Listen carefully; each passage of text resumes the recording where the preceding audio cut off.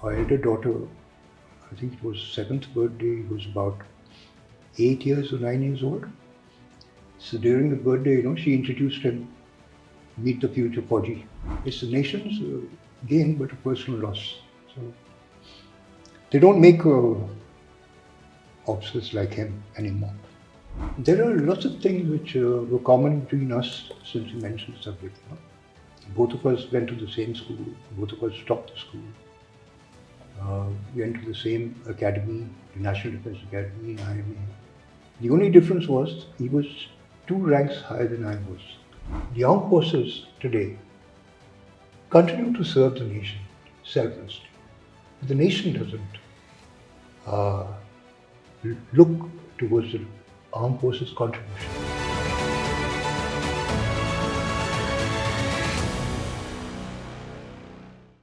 Hello everyone. Today we are here with a very special episode to commemorate Major Anuj Sood and his supreme sacrifice for the nation. He saved the lives of civilians taken as hostages by terrorists in Handwara on May 2, 2020. Major Anuj Sood was decorated with the Shaurya Chakra posthumously in recognition of his supreme sacrifice for the nation. Today, we will be in conversation with his father, Brigadier CK Sood. Brigadier CK Sood was the first brigadier to tenant NCC in Haryana, and he retired from the Eastern Command. He was also the first to be selected from the Army for post-graduation in aerospace from the Indian Institute of Science, Bangalore. For Fauji Days, he is being interviewed by Ashna Aggarwal, a student of Strawberry Fields High School, Sector 26, Chandigarh. Ashna is a humanities student who aims to pursue law in the future.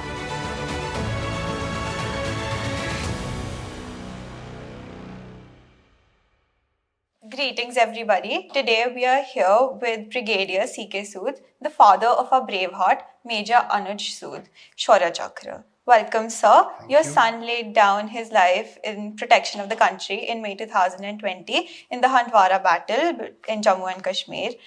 We would like to take a moment to please respect his memory. Sure. Sir, could you please begin by telling us about Major Anuj Sood as a child and his inspirations and where he drew his zest to join the army from? As a child, Anuj was like any other child, outgoing, social, playful. In fact, it was difficult to keep him indoors. And after coming back from school, he would normally have his lunch quickly and rush out to be with his friends, play till the sun set, and then he would come home and face the wrath of his mom because she would be worried. This I'm talking about, the early years, 6, 7, 8. We were in Jalandhar then, and Jalandhar is a big cantonment, so moms do get worried. As regards the other question which you said about his passion for joining the armed forces, I guess it rubbed off from home because I was in uniform and he would see me going out every day. And the uniform was attractive then, it still is. It's got its own charm.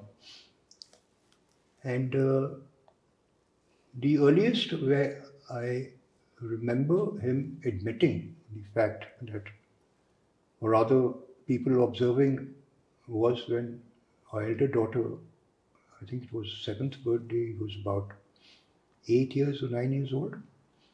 So during the birthday, she introduced him, meet the future Fauji. So I think that's the time he had firmed up in his mind, age 7, 8, that's all he wanted to do. And then after that, he did work for it. For example, he appeared for the RIMC, the Russian Indian Military College examinations in 2002. But unfortunately, he couldn't get through because he was not very strong in maths then. Thereafter, wherever he went to the army public schools, he had those interests mostly with games, all kinds of games. He was good at swimming, squash. He was a equestrian champ also. He picked up all these sports. He was a mountaineer. He had done his basic mountaineering course at age 13, and at age 15, as part of the Indian Public School joint expedition launched by RIMC, where he couldn't join, they climbed Mount Deotipa in 2007. So that was a big achievement because at that age, climbing a mountain which is about 16 to 17,000 without oxygen. For children, it's that point in time he was an adult in the sense that 16 is he was touching 16, peak summers of 2007. Then there would be frequent visitors coming home, and I remember one of my colleagues, he was from the 9 Para Special Forces, Sanjay Thapa, 4 feet nothing. And Sanjay would come home and he had all those batches here and batches there, all over, Balidan and stuff.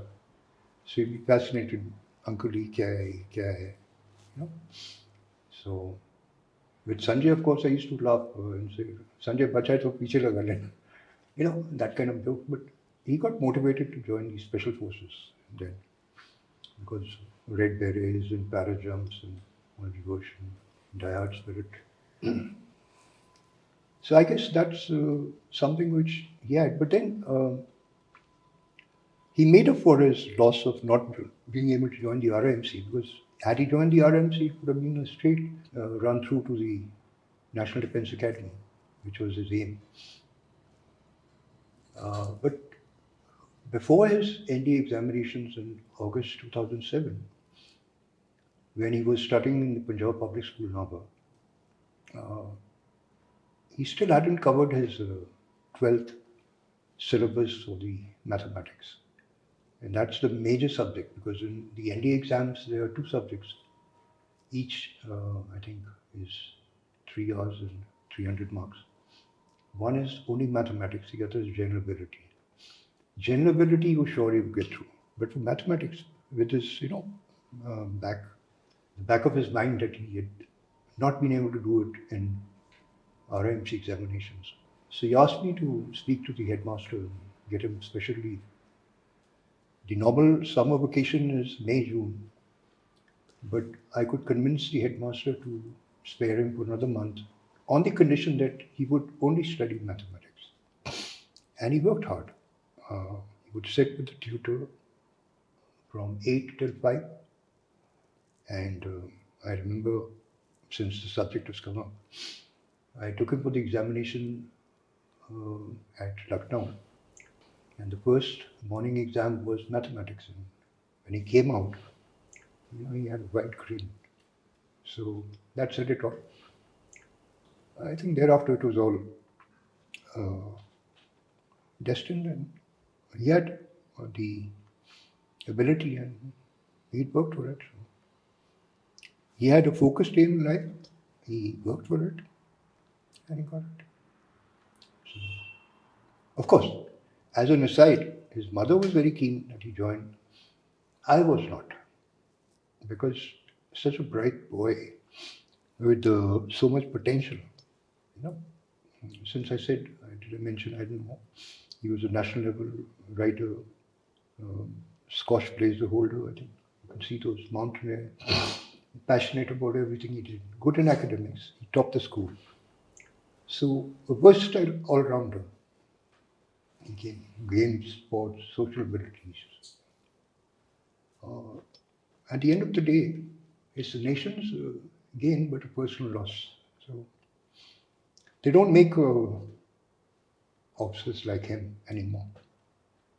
Are there any anecdotes that you would like to share from your experience in the army or your son's? Yes, there are a couple of them. For example, the one about his frequent tiffs with his brother before we actually decided to move him to the Punjab Public School in Ava. One of the reasons was because at that age, all teenagers are a little rebellious, and mothers become targets. And so there used to be the ritual almost every week repeated by his mother. Either I stay here or he stays there. Because sometimes he would get on her nerves. So I called up the headmaster, being an old student from the school. So the issue that came up was that he was studying in the army public schools, which followed CBSE syllabus.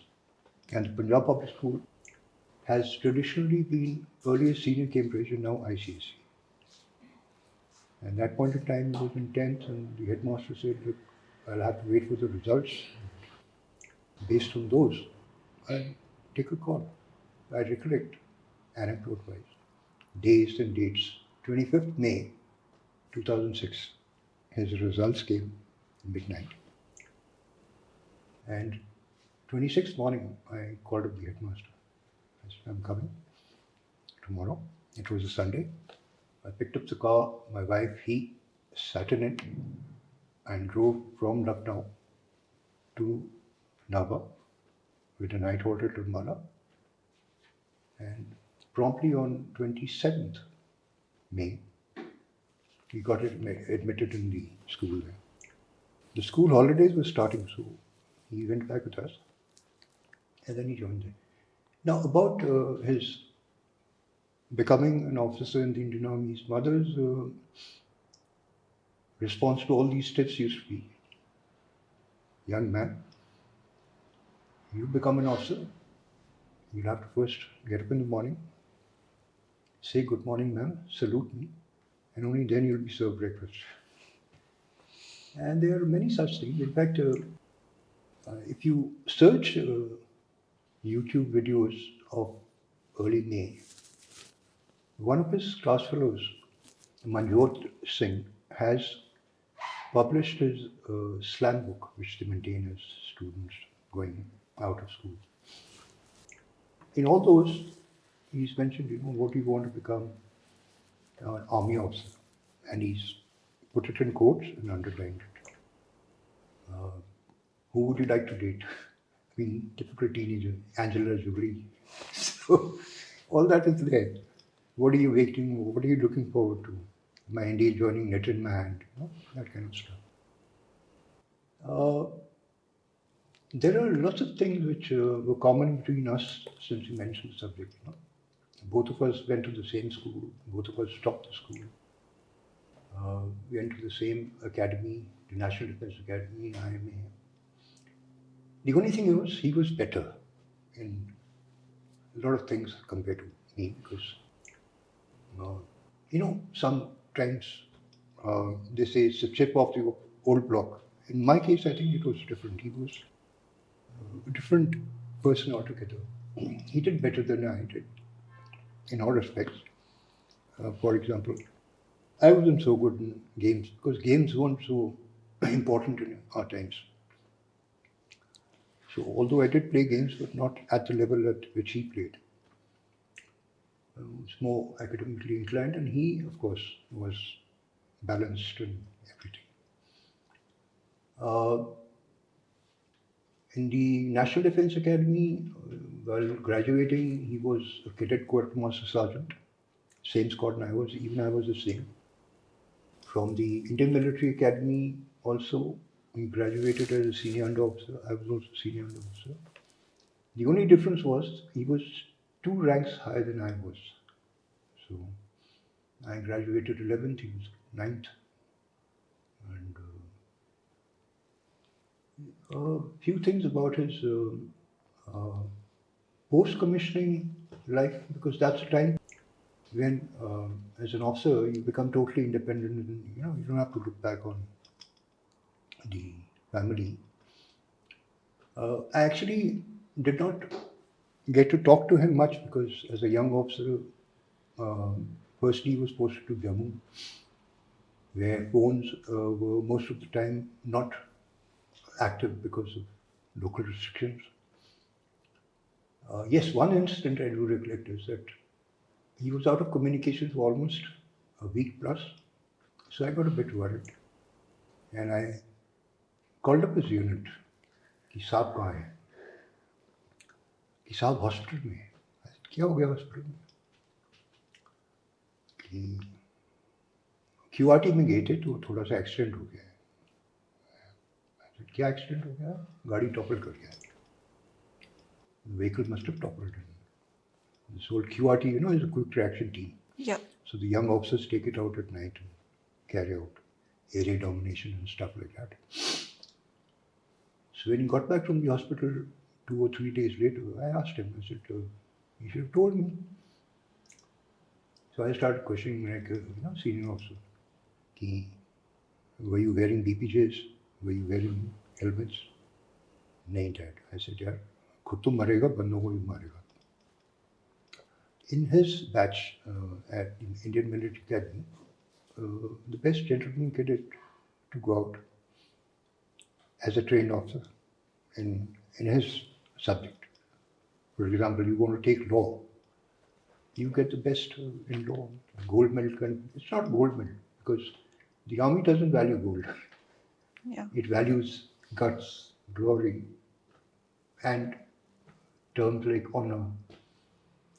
Now, another anecdote about honor is that somewhere in 2013 or 14, I don't follow Instagram, but in his Instagram post, which was shared with me by somebody post his episode in May 2020, where he's captioned that you have to live by honor and stuff like that. Otherwise, you would have wasted your time on earth. He says, if you live without honor, I don't remember the exact thing, but I'll share it with you. The bottom line is, he says, you'll be like dust, but without honor, you'll be like dust on your boots. With honor, you'll have your head high. So that was his ethos and ethic. Those were some wonderful anecdotes, sir. Thank you for sharing. Now, could you tell us what prompted your son to join the infantry and where was his first posting? Like I said, perhaps if you recollect, he was motivated to join the Special Forces and also 61 Cavalry, being a writer. Now, he couldn't pursue the cavalry issue because I was against it, one, and secondly, during his first term in the IMA, he hurt his knee. So that ruled out any long-term riding, and he could only ride as a hobby or take part in a few polo events and stuff. So that also ruled out the special forces because with a knee injury, which troubled him all his life subsequently, I think he damaged it permanently. He had the option to then consider non-infantry. So his first choice was engineers. And his second choice was mechanized infantry. Now, engineers, there was only one vacancy in the first 10, and being ninth, he didn't stand much of a chance. So his second choice was mechanized. Mechanized is infantry. The only difference is that traditional infantry is called foot sloggers. Mechanized infantry goes into battle in armored personal carriers or tracked vehicles. And amongst the mechanized infantry, because when he was to get commissioned, the commandant of the Indian Military Academy was from the Brigade of Guards. And he was looking for a good officer. So I think he pulled him into the Brigade of Guards. And his unit, where he finally got commissioned into, although he was being considered for 3rd Guards, which was converted from, I think, some Gurkha unit, because the first 8 or 9 Guards were converted from old regiments. 19 Guards is a new raising, specializing in anti-tank warfare. They're also called Recce and Support. And there are only 4 such units amongst the Guards, 12, 15, 17 and 19. Now 19 Guards has missiles, it has radars, it has tracked vehicles now. So it's a very highly specialized unit, and it actually goes into battle much before the infantry comes in. So they're tank seekers. They seek tanks and destroy them before the tanks can come into their own territory. Uh, he was always passionate about service subjects. He did well in his commandos, he did well in infantry YOs. In his mechanized YOs, uh, he topped the course in the armament phase. He also did a couple of other courses where he did well, exceedingly well, because immediately after his mechanized YOs, he got appointed as ADC to GOC of 14 Infantry Division at Dehradun. Coveted appointment. He did well there too.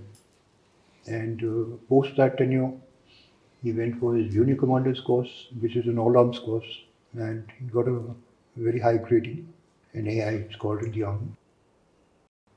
And he was one of the youngest officers doing the JC course. He was doing his JC course in about 4.5 years service. Normally, officers go for this course at about 5.5, 6 years service. And it was immediately after his junior commander's course that he got his posting to the Rashtra Rifles. So he was a die-hard soldier, and infantry was his second choice, but a good choice. All right, sir. Could you tell us about his postings before Kashmir and all of that, the process of how he got there? Kashmir, he's always been in Kashmir because when he got commissioned, his unit was at Jammu, Satwari camp, next to the airfield. And actually, his unit, 19 Guards, like I said, is a specialist unit. It has only 4 locations along the western border. So after his initial appointment as an officer commissioning, he went to Jammu and then he went for a couple of courses. And then after his YOs, neck YOs, his unit moved to Firozpur from Jammu. And from Firozpur, he got posted to the Rashtra Rifles in Kupara, Handwara. In fact, his company observation post, COV it's called, was at a village called Zakaldor, which is in Handwara Tehsil. And he was Charlie Company commander, one of the companies. And they have code names there. So his code name was Chechi. Chechi is the tribe in that area. And they operate only with code names there. It's highly. 21 RR, perhaps is one of the questions you want to ask me, is a very renowned unit. It's an all guards unit. The men and the officers come from guards only, except for a few who come from signals and ASC and some from artillery. But the men are all from guards. And the unit was raised in 1994. That is 21 RR. And they celebrated the Silver Jubilee in 2019 when Anuj was there. It's known because it's on the main infiltration route along the Tamdar and that valley from Uri side. When they come through the ranges and then come into the forest, it's a very heavily forested area. So it's an ideal induction route. And every year, the number of infiltration attempts in that sector, which has come down significantly post 2020. Because 2020, the operations, 2 operations in April, in which 5 para-commandos lost their lives and 5 of these Anuj. It was a game changer because then onwards, if you study what has been happening, is that the infiltration along the normal routes has come down tremendously. Perhaps one of the last foreign terrorists who was killed by Anuj and his team, Heiser. Post that, the foreign terrorists are no longer able to come into the valley, and it's only the local boys. And the local boys also, they have what they say a shelf life of 5 to 6 months. That's all they last. And 21 RR is called triple centurions because that's the number of hardcore terrorists they've been able to eliminate. So he served with good units and he did his best. So, like you mentioned, you feel like we don't often properly commemorate our brave hearts who lost their lives. Would you be able to elaborate on that? In particular, I can only talk about Anuj because I've seen firsthand, Of course, sir. Yes. not only about Anuj, but a couple of boys with him. Dinesh, who was his personal bodyguard, who happens to be from Uttarakhand, he was looked after. The other boy, Rajesh Mansea from Mansa in Punjab, I remember calling up the PS to the CM, Captain Amrinder, one fine night when his brother called me saying, कुछ नहीं हो रहा है. I said, क्या हो गया बेटे? Subhash was his brother. He said, कुछ नहीं मिला अभी तक हमको from the state. 1 लाख का चेक पकड़ा के या 2 लाख का कहते हैं जी आपको बाद में देंगे. So when I called up Tejveer Singh, I remember the name. Background, 7 generations Fauji, and he's telling me there is a policy. I said, Mr. Tejveer, you please tell me, is there a policy for martyrdom? Let's not talk policy. Let's talk about the selfless sacrifice of these boys. And true enough, within 3-4 days, and this guy didn't even know who I was when I called. But kind of him, after about an hour or so, he must have come to know that I'm also an affected party in the sense that my son was also part of this team. He called up and apologized and said, we'll do something. So it's apathy. No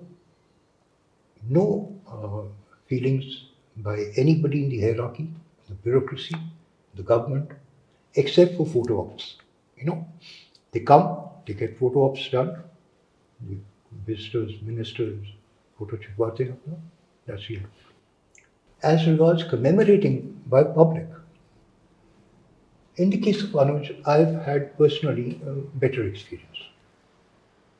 Maybe because of my rank, that does matter because I don't think there are many officers of my rank whose children have made the ultimate sacrifice. So, in the case of North India, since we belong to undivided Punjab, Himachal, Haryana, everybody, all the CMs did call. They offered condolences, they offered help, they wanted me to see what they could do, materially and otherwise. And over here in the colony too, since it's mostly retired people and a fairly large number of retired servicemen, the colonizer immediately named a road after him. That's the first thing. And of course, his coursemates, his friends, his class fellows, they took efforts to make, good YouTube videos which basically were meant to motivate and revive memories. You probably find them on YouTube. Then one of his coursemates, who was governor's ADC in Manipur, went a step ahead and got his name engraved on a block for an orphanage there. The Himachal government has put up 2 national flags, raised rather.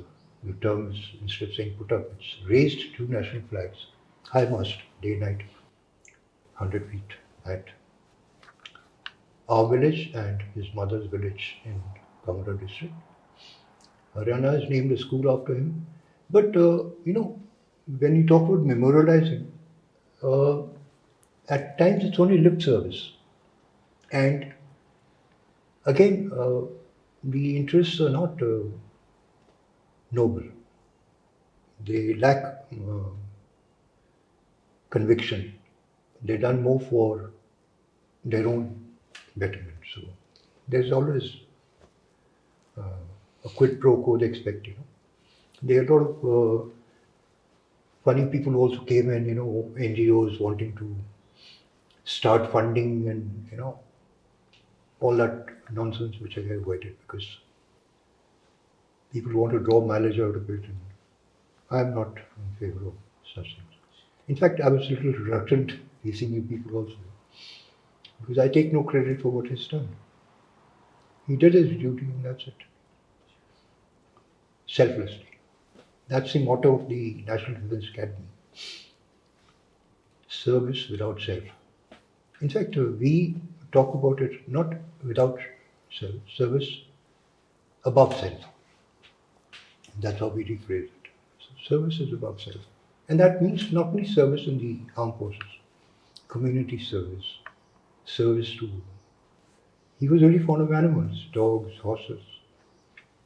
So, in fact, he bought a car on loan just because he had a great day. That's how it was.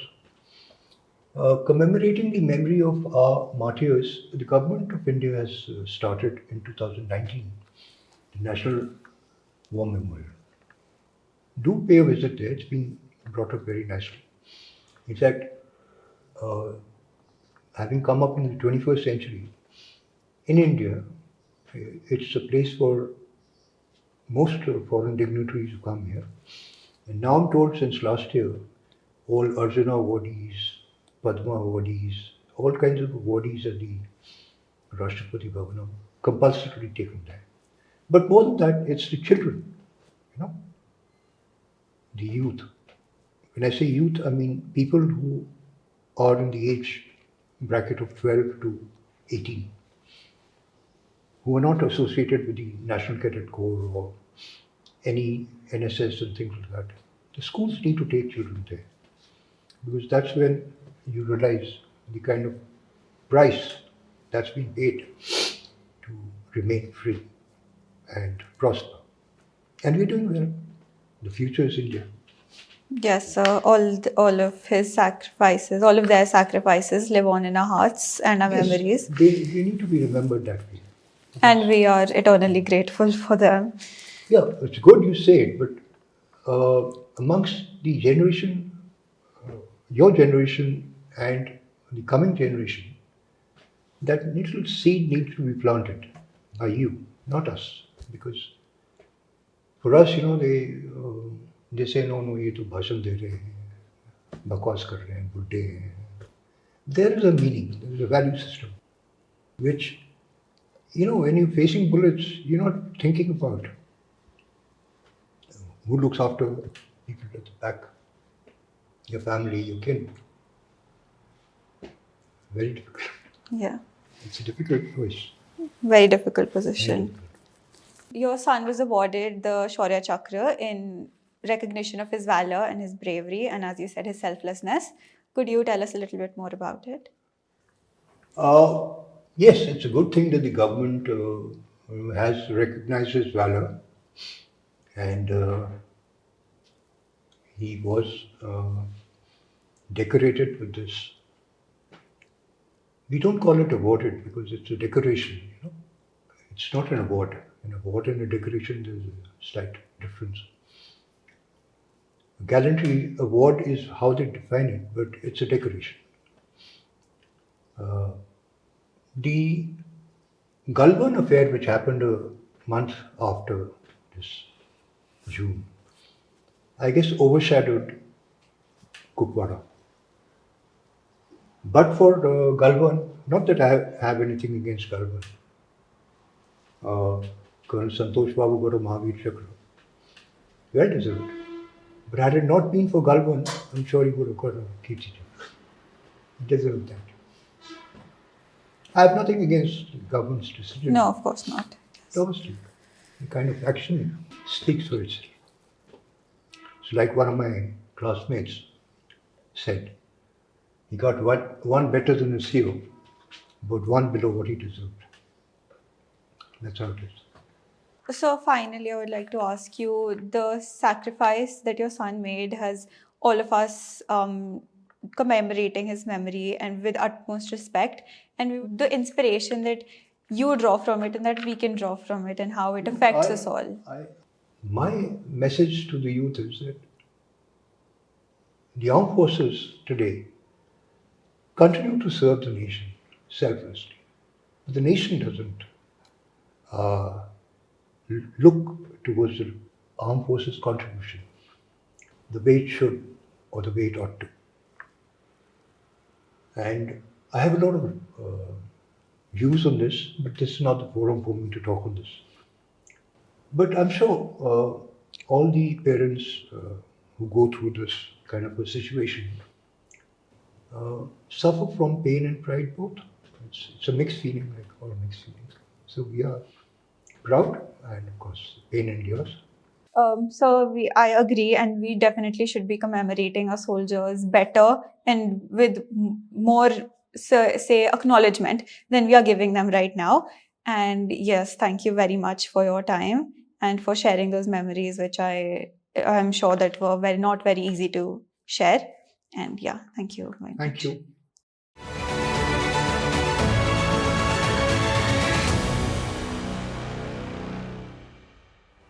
Friends, our Faujis have been and continue to be the lifeline of our nation. Come hell or high water, they have always been there for us, whether in times of war or natural calamity or any other challenge India has ever faced. And the culture, traditions, and history of the Indian military are part of a rich heritage, painstakingly preserved by one and all. To cherish and celebrate this heritage, a unique initiative called Fauji Days has been launched by the budding startup 99 Beagles. So what is Fauji Days? Well, it is primarily an oral history project based on interviews and recordings. Faujis always have tons of stories to relate, many of them inspiring, thought-provoking, funny or engaging, and highly satisfying for the curious, especially young adults in their formative years. These engaging interactions between officers, men and women from our services, with young adults from schools and universities are being captured on camera by us. We want to showcase the diversity of lived experiences on the one hand and the perceptions and expectations on the other. Allow me to also add that the scope of Fauji Days initiative is not limited to just oral history. It also encompasses the written word and the world of military publishing. Already, several books by eminent military authors have been published under this umbrella, and all have been well received by the readers. The Fauji Days website is another crucial resource designed to house the diverse aspects of this project. It features multiple blogs, reference and archival material, and a community newsletter that highlights the progress made as well as the new recordings and books. Feel free to log on and subscribe. I warmly welcome you to be a part of this initiative, no matter what color uniform a Fauji wore, or whether he or she served on terra firma, flew in the air, or rode the waves. The fact remains that each one of these brave hearts is a reservoir of remarkable tales and cherished memories. Fauji Days wants to share these memories and tell these tales to a much wider audience. If a nation is made of memories, then Fauji Days will prove that Fauji men and women have contributed some of the best. As a Fauji, you can reach out to us and tell us about your rich experiences. Get in touch and we will revert with an audiovisual team equipped to capture your recall. Or if you're too distant, we can guide you about how to record and send it to us. Of course, you can also write your tale and send it to us to be featured here. We have the wherewithal to capture you on video from whatever location on the planet. All we want is to know your story so that India knows her story better. It is incomplete without yours. Please also feel free to send your contributions to this archive of India's valor in the form of nostalgic pieces, anecdotes, pictures, or other content you may wish to share with the wider Fauji Day community. On behalf of Team 99 Beagles, I thank you. As they say, Fauji Days never end. In fact, they are just beginning. So, Fauji Days forever. Jai Hind.